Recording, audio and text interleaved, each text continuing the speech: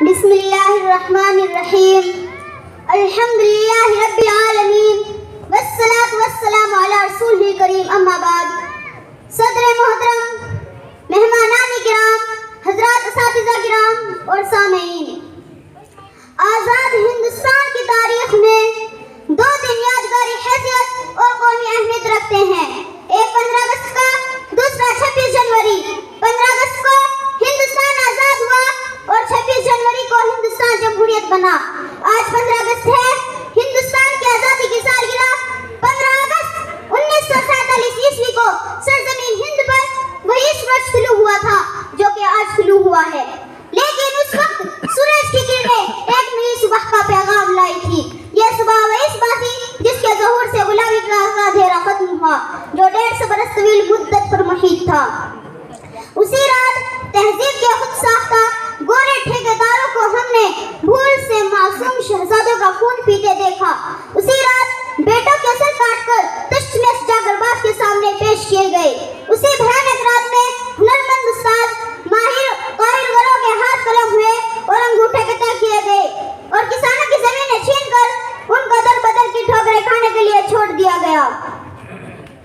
اس تاریخ رات کی جلد صبح ہو، اس کے لیے ہم نے کون سے جتن نہیں کیے، سازشیں اور بغاوتیں کی، آزاد حکومتوں کی تشکیل کی، مزاحمتی تحریکیں چلائی، جان و مال کی قربانی دی. وہ سب کیا جو حصول آزادی کے لیے ناگزیر ہوتا ہے.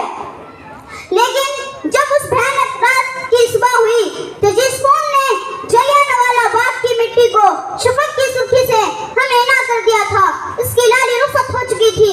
وطن کا اتحاد پارا پارا تھا، امن سکون غارت ہو چکا تھا، گلشن تاراج تھا، پھولوں کی پتیاں اور پنکھڑیاں بکھری تھی اور بلبلیں کہیں دکھائی نہیں دیتی تھی.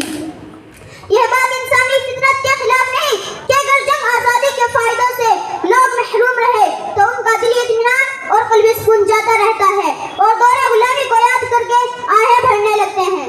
اس دور کے اطمینان و فراغت اور خوشحالی کا تصور ان کو تڑپا دیتا ہے اور اسے آزادی کے بعد کے انتشار اضطراب سے 1000 درجہ بہتر سمجھنے لگتے ہیں.